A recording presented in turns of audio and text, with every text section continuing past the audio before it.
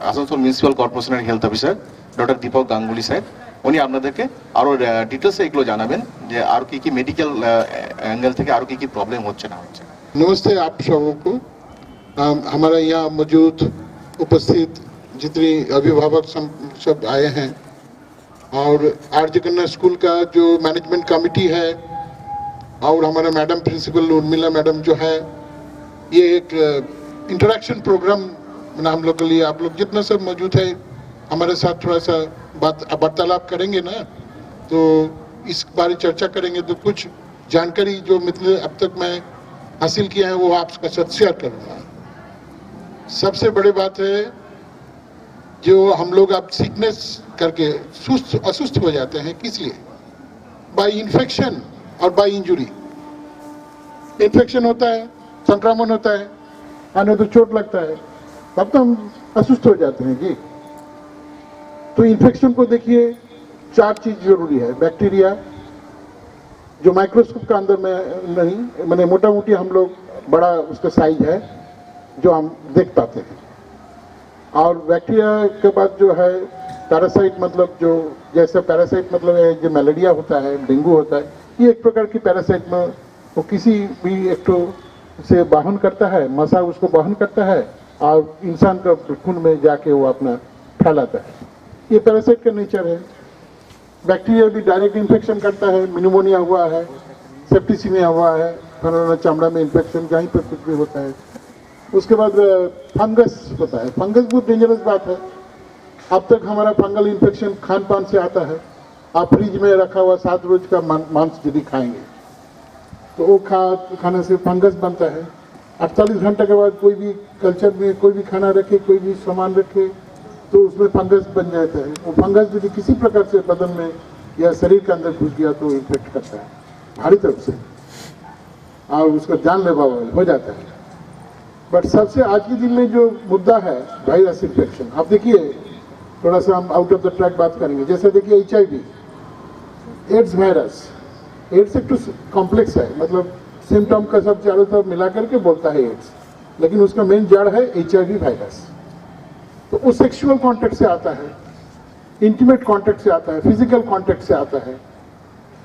कि अभी तक HIV बीटा है क्या हमारे समाज से? 1982 साल से HIV सारा दुनिया में फैल चुका है, लेकिन HIV के साथ तो हम लोग जी रहे हैं कि नहीं? अब कैसे जी रहा है कि हम कुछ सावधानता लेते हैं या हमारा जानकारी मिला है उसके बाद। इंग्लिश में कहा है कि टू नो KNOW नो मतलब जानकारी, to know the AIDS, to say no to AIDS. AIDS को प्रति नो बोलने का लिए नो द एड्स, KNOW। अब एड्स को तभी नो बोल पाएंगे जब हम जानकारी मिलेंगे। This is about the AIDS. अब सेम चीज अभी ये जो आया 2019 साल में 26 दिसंबर वुहान चाइना, जहाँ से वायरस का उत्पत्ति और वहाँ से जो फैला है। पहले वहाँ एक हॉस्पिटल में एक डॉक्टर साहब का में नॉलेज में आया है, बाद में वहाँ का लोकल फिश मार्केट में, मछली पट्टी में दोनों इफेक्ट हो चुके थे निमोनिया में। फिर वहाँ से वायरस फैला है, सीधा चला गया यूरोप कंट्री में। यूरोप कंट्री जैसे क्या है कि चाइना के बाद से जो रसिया है, रशिया जो बल्गेरिया या पोलैंड से यूरोप का कंट्री में रोड से रोड कनेक्टेड है। इटली से शुरू करके वियना, ऑस्ट्रिया शुरू करके जर्मनी तक, तो वहाँ से जल्दी फैल गया है। फिर प्लेन में, एरोप्लेन से आपका USA में एकदम फैल गया है भयानक स्तर से। और हमारा यहाँ उस समय का बात है 2020 साल का फरवरी में, जब हमारा वो जो लॉकडाउन का सूचना हुआ था प्राइम मिनिस्टर का घंटा से, उस सूचना के समय से हम बोल रहा है कि ऐसे ही फैल गया हमारा यहाँ। कुछ वहाँ चाइना से कोई धर्मीय अनुष्ठान से जो लोग आए थे, यहाँ आने के बाद यहाँ फैल रहा है इन्फेक्शन।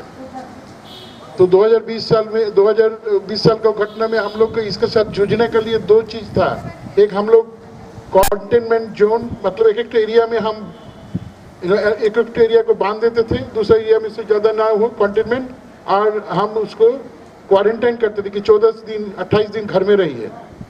लेकिन ये जैसे चीज हुआ तो हमारा पूरा प्रोग्राम अर्थनैतिक व्यावसायिक वाणिज्यिक स्कूल शिक्षा सब एकदम खत्म हो गया था। तो 2020 साल के बाद जब फरवरी से अगस्त तक एक टू फेज गया, फिर ठंड के टाइम में थोड़ा सा ठीक ठाक हुआ, तो 2021 साल आया। 2021 साल में आके फिर देखा एक भयानक वायरस का एक जो स्ट्रेन अभी फैल रहा था। तो उस समय क्या होता है कि सबको न्यूमोनिया पकड़ रहा, जो लोग थोड़े से दुर्बल थे, डायबिटीज हो, हाइपरटेंशन हो, बूढ़ा आदमी लोग हैं, कैंसर बीमारी जिसको साथ है, जो कुछ दवाई खाते थे जीने के लिए, वो सब लोग जल्दी जल्दी फैल जाते थे न्यूमोनिया। और एक छाला की तरह, मतलब एक दूध का ऊपर जब बॉयल करेंगे उसमें छाला पड़ता है, वो छाला टाइप का न्यूमोनिया लंग्स का ऊपर में फेफड़े पर जम जाता है, ऑक्सीजन घुसने नहीं देता था। ऑक्सीजन के लिए एकदम चारों तरफ भयानक, हम लोग को बहुत कुछ आदमी बहुत कुछ हमारा पर ऐसा कोई घर नहीं है कि किसी का अपना रिश्तेदार ना मर गया। 2021 साल का फरवरी से अगस्त सितंबर तक। फिर पूजा का पहले डेल्टा वायरस है। इसका चीज क्यों हो रहा है? ओमिक्रॉन अभी हो रहा है। हम आपको बोलते हैं कि देखिए जो वायरस जो है ना, हम खाली आंख में नहीं देख पाते। ये कंप्यूटर जो है हमारा कंपाउंड माइक्रोस्कोप जो है, इलेक्ट्रॉन माइक्रोस्कोप में हम इसको देख पाते हैं, इसके अलावा हम देख नहीं पाते। तो वायरस को देख नहीं पाते मतलब वायरस को हमको पहचानना होना जरूरी है, तब हम इसको लड़ पाएंगे। यदि किसी हम अपना दुश्मन को पहचान पाते हैं तब हम इसको लड़ पाएंगे। वो कैसे ना, ट्रीटमेंट के लिए हम लोग उसमें फार्मूला बनाया था कि पहले टेस्ट करो, जांच करो। वो हमारा स्वाब लेके हमारे अर्जेंसी टेस्ट करते हैं, रैट टेस्ट, रैपिड एंटीजन, तुरंत रिपोर्ट मिले। लेकिन 50-50 होता था, फॉल्स पॉजिटिव फॉल्स नेगेटिव उसमें है। बाकी है हमारा आरटीपीसीआर 3 दिन टाइम लगता है। वो एक टेस्ट है। उसके बाद किसका किसका साथ साथ वो जुड़ा हुआ है उसको ट्रैक करो। ट्रैक करने के बाद ट्रीटमेंट जो एंटीवायरल ड्रग वगैरह सब होते हैं, हम आपको बोलते हैं एंटीवायरल ड्रग वगैरह सब बेकार है। एंटीवायरल ड्रग है, लेकिन जब पेशेंट मैंने ज़्यादा सीरियस हो गया तो कुछ भी लाता है तो बोले कुछ भी दे के इसको दिलाइए। एंटीवायरल ड्रग का बहुत साइड इफेक्ट है।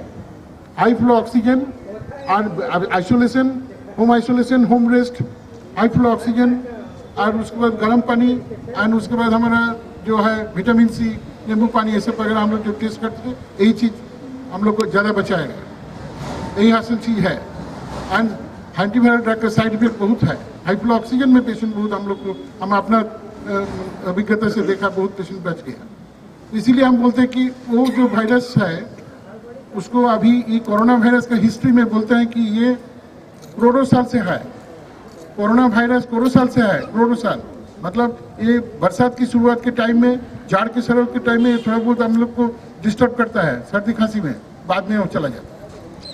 लेकिन जो वायरस आर्टिफिशियली तैयार हुआ, मतलब हम लोग एक तो बोलते हैं कि virtually we are in state of war, मतलब एक युद्ध हुआ है। हम ज़्यादा डिटेल नहीं जाएंगे, वो सब कॉम्प्लिकेटेड बात है। लेकिन हम बोलेंगे कि वायरस जो आर्टिफिशियली तैयार हुआ है वो वायरस ज़्यादा खतरनाक है, इसीलिए कि वो अपने जीने के लिए बार बार अपने के बदले। इसको हम लोग म्यूटेशन बोलते हैं।